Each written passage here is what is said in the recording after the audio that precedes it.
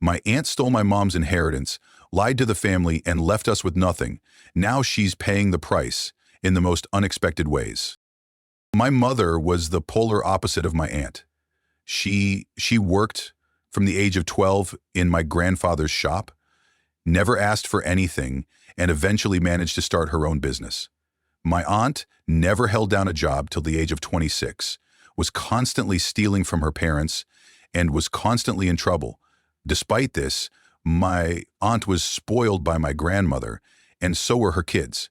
She had 3 kids from 3 different men, and her first husband was not one of them, if you know what I mean. Didn't matter what my aunts or her kids did, my grandmother would always jump to their defense. She never had time for my mom and her kids, unless it was to get something from us. The only reason my mom would visit her was because she loved my grandfather.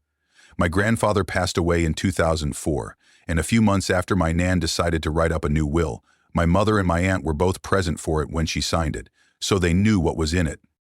It made it so that when she passed away, her home would be sold and the money split 25% each to my mom and aunt, and the remaining 50% would go evenly to the grandkids. At the time, the home was worth more than $500,000, so it would be a nice little inheritance, but nothing life-changing. In 2010, my mom died after an accident and did not have a current will in place.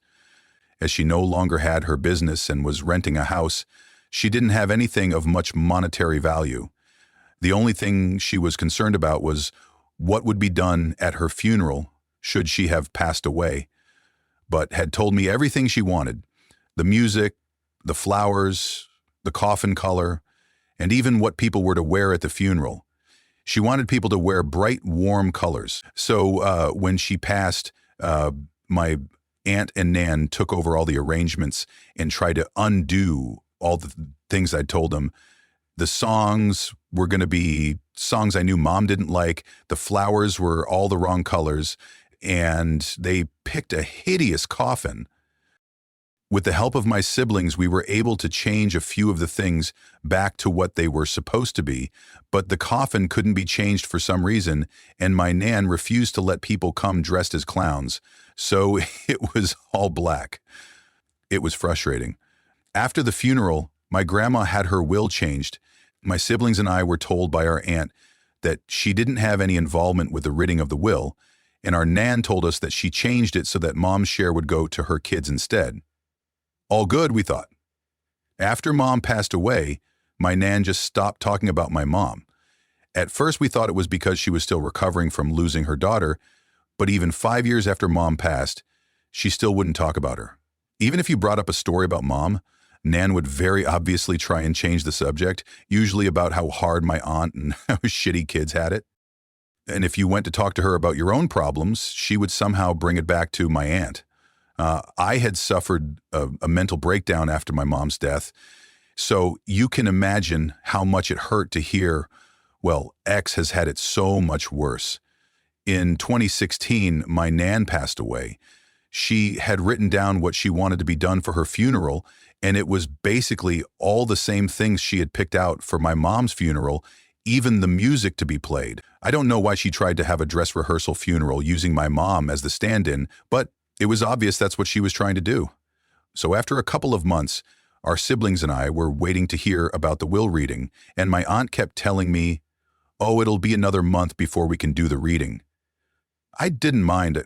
I wasn't fussed about the money, to be honest, but my oldest brother was hoping to use the money to pay for a honeymoon for him and his then fiancée, and my younger brother was about to start uni, so it would be a hell of a help. Eventually, my dad bumped into the solicitor my grandmother had used to deal with her will and asked what was happening. The solicitor let slip that the will had already been read and that it left everything to my aunt. When my dad questioned this, the solicitor told him that my aunt had been present when the will was written, despite promising that she had nothing to do with it. When confronted, my aunt immediately tried to deny, but eventually admitted to lying to all of us. She showed us the will, and it confirmed what we already knew. The house and all its contents were now my aunt's. This included my granddad's war medals. He fought in the Second World War. When I told her that he had promised them to me before he died, she said, "Well, unless you have it in writing, you will have nothing in this house." Anyway, I already gave them to Clive. My heart sank. Clive, not his real name, Obbs, was her eldest son and the dictionary definition of a fuck-up. He'd been in and out of prison for stealing and dealing drugs. I knew that the moment that prick had got his hands on my granddad's medals, they would have been sold off. We looked into taking her to court over the will, but everyone we spoke to said that we probably wouldn't get anything out of it. She immediately put the house up for sale at close to $750,000. She had pissed off too many people in our town, so she was going to sell the house and move closer to her daughter, who lives in a big city.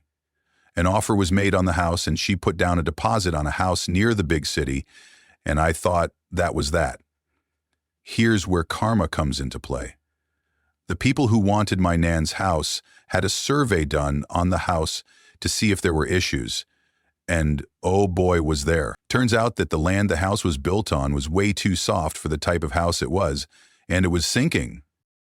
It has sunk about 2 cents in the 40-plus years my nan and granddad had lived there, but the sinking was accelerating to 1 cent per year. This meant that within the next 3 years, the house would need some serious work or be knocked down. The new value of the house? $60,000. The buyers immediately pulled out, having not even put down a deposit. She couldn't buy her new house, but still had to pay the deposit on it. And while this was happening, she let Clive move in with her into the house that she rented from the council. He wasn't allowed to live in any of the council houses because he had trashed every single one he'd ever been given.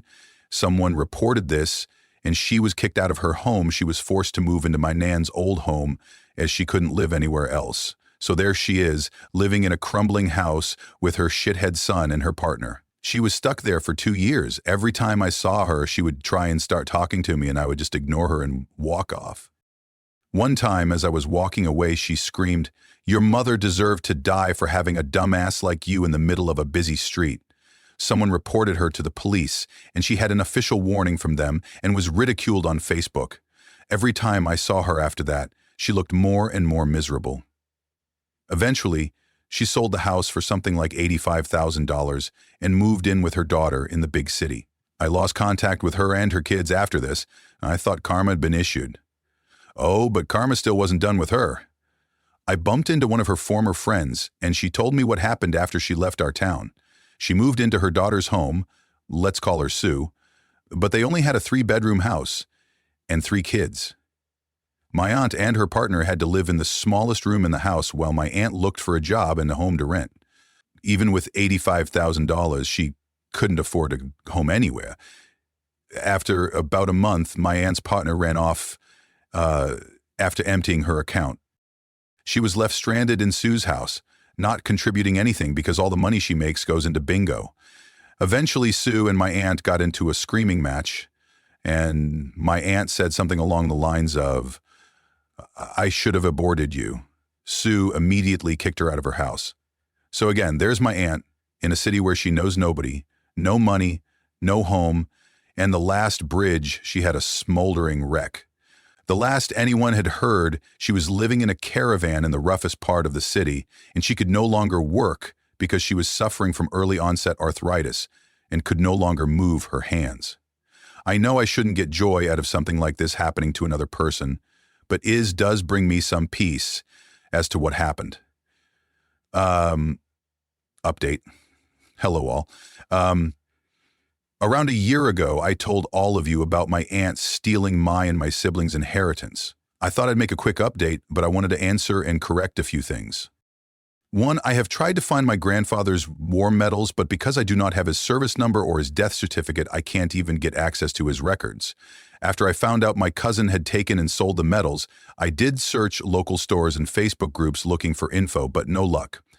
I know he hadn't won any major medals. He was a mechanic and driver in the Royal Army, so thankfully, he had a rather uneventful war. So it would have just been the campaign and service medals. 2, someone did ask for specifics about the signing of the will, pointing out that my aunt couldn't have been a witness to the signing of the will due to laws preventing it.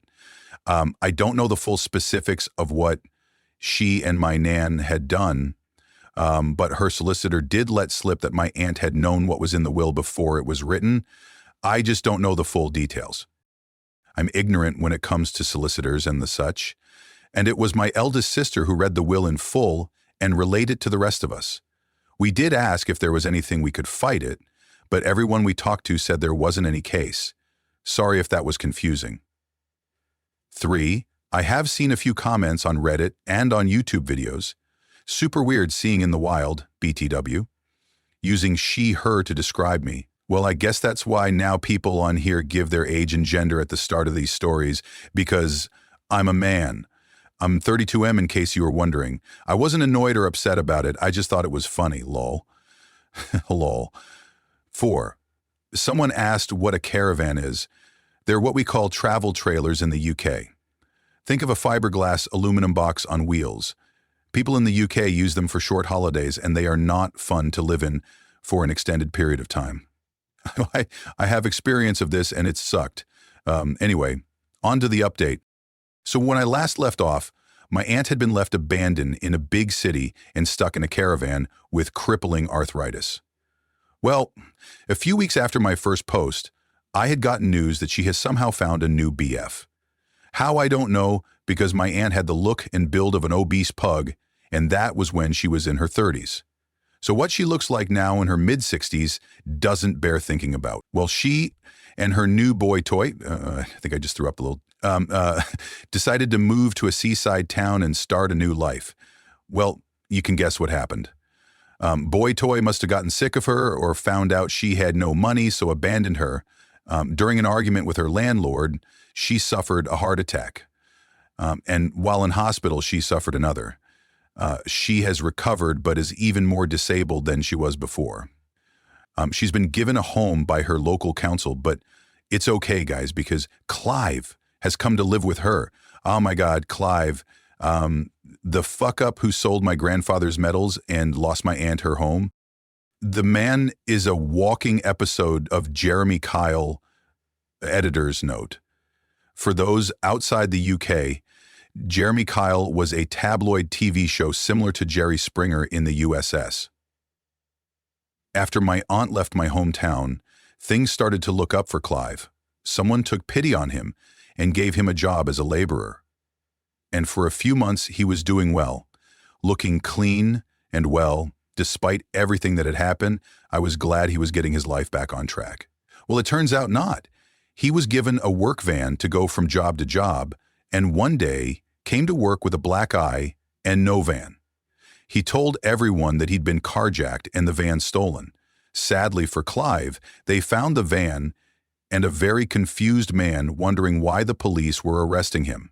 After questioning and a text exchange, they found out that Clive had sold the van to the man and gave himself a black eye to make it look like a theft. Clive was arrested. He was massively lucky because his boss didn't press charges. The boss told me later that he only did it out of respect for my grandfather, and all the police did was fine for wasting police time. After burning through all the money he had, he was again homeless. His only lifeline was his younger brother. Let's call him Colin. Colin was in the armed forces, and a pretty high rank from what I've heard. Colin was away from home most of the time on deployment, but had managed to buy a nice home in our town.